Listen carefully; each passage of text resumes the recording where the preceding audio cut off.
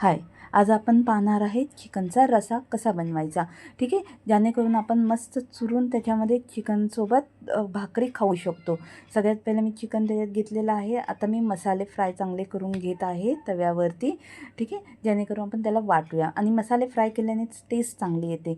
खोबरं मी फ्राय करून घेतलेलं आहे. आता मी कांदा फ्राय करायला घेत आहे.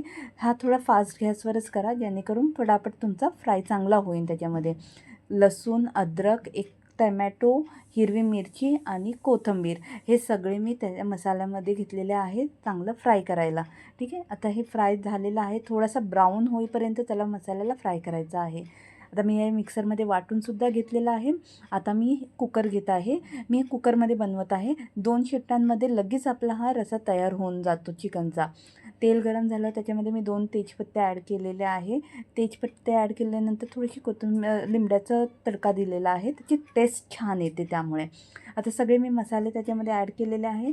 आपला वाटलेला मसाला ॲड केलेला आहे आणि चांगलं त्याला मिक्स करून घेत आहे. कारण की त्याचं बोलतात ना, पूर्ण टेस्ट त्याला चांगली आली पाहिजे. मसाले चांगले फ्राय झाले पाहिजे आपले. लगेच त्याच्यात काही ॲड नाही करायचं. ठीक आहे, आता हा आपला रेग्युलर मसाला याच्यात कोणताही मी स्पेशल मसाला टाकत नाही आहे, रेग्युलर मसालेच आहे. मालवणी मसाला ॲड केलेला आहे मी ह्याच्यामध्ये. हळद टाकलेली आहे, धना पावडर टाकलेला आहे आणि गरम मसाला मी ह्याच्यामध्ये टाकलेला आहे. ठीक आहे, हे आपले रेग्युलरचे मसाले आणि थोडासा चिकन मसाला टाकलेला आहे मी ह्याच्यामध्ये. आता ह्याला चांगलं परत आपल्याला फ्राय करून घ्यायचं आहे. थोडंसं असं तेल सुटेपर्यंत ह्याला चांगलं फ्राय करायचं आहे. तुम्ही अशा पद्धतीने करून पहा, खूप छान तुम्हाला आवडेल. ह्याच्यामध्ये मस्त भाकर चुरायची आणि खायची. एक नंबर टेस्ट लागते याला. ठीक आहे, मी थोडीशी कोथिंबीर पण ह्या मसाल्यामध्ये फ्राय करताना टाकत आहे, जेणेकरून काय त्याची एक टेस्ट चांगली आहे ना. कोथिंबीरची जी टेस्ट असते ना, ती त्याच्यामध्ये उतरली जाते पूर्ण. आपण वरतून तर टाकतच असतो, पण तुम्ही मसाला फ्राय करतानाही त्याच्यामध्ये थोडीशी टाकत जा. ठीक आहे, आता थोडंसं मी पाणी टाकलेलं आहे, जेणेकरून चांगलं ते खाली लागू नये आणि चांगलं एकजीव होऊन जावे ते मसाला आणि आपण त्याच्यामध्ये ॲड केलेले ते मसाले. ठीक आहे, तर ह्याला थोडंसं ते आपलं तेल वरती दिसेपर्यंत, तेल चांगलं सुटेपर्यंत ह्याला चांगला फ्राय करून घ्यायचा आहे.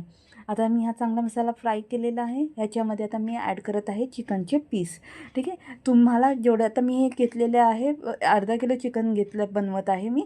तुम्हाला केवढं बनवायचं आहे ते तुमच्यावर डिपेंड आहे. क्वांटिटी तुम्ही तुमच्या हिशोबाने त्याच्यामध्ये घेत जा. ठीक आहे, चिकन ॲड करून त्याला चांगलं मी चिकनला मिक्स करत आहे त्याच्यामध्ये. तर हे चिकन पूर्ण मिक्स झालेलं आहे ह्याच्यामध्ये.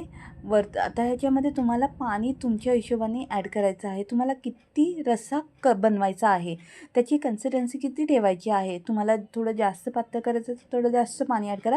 बिकॉज ऑफ कुकरमध्ये पाणी आटत नाही. तुम्ही जेवढं टाकणार तेवढंच ते राहणार. ओके, म्हणून तुम्हाला जेवढं पातळ पाहिजे असेल तेवढंच टाका. आता थोडंसं मीठ वरतून ॲड करा, टाका त्याच्यामध्ये मीठ. आणि चांगलं तुम्हाला चवीनुसार मीठ टाका त्याच्यामध्ये, तुम्हाला केवढं पाहिजे ते. थोडीशी कोथिंबीर टाका आणि मला जेवढा रस्सा पाहिजे होता मी त्याच्यामध्ये तेवढा पाणी त्याच्यामध्ये टाकलेलं आहे कुकरमध्ये. आणि थोडंसं चांगलं त्याला मॅश करून घ्या, एकजीव करून घ्या सगळ्याला, म्हणजे तो मसाला आणि चिकन मिक्स होणार. आणि कुकरची शिट्टी करायला घ्या. आता हा मी कुकर लावून माझा डन झालेला आहे.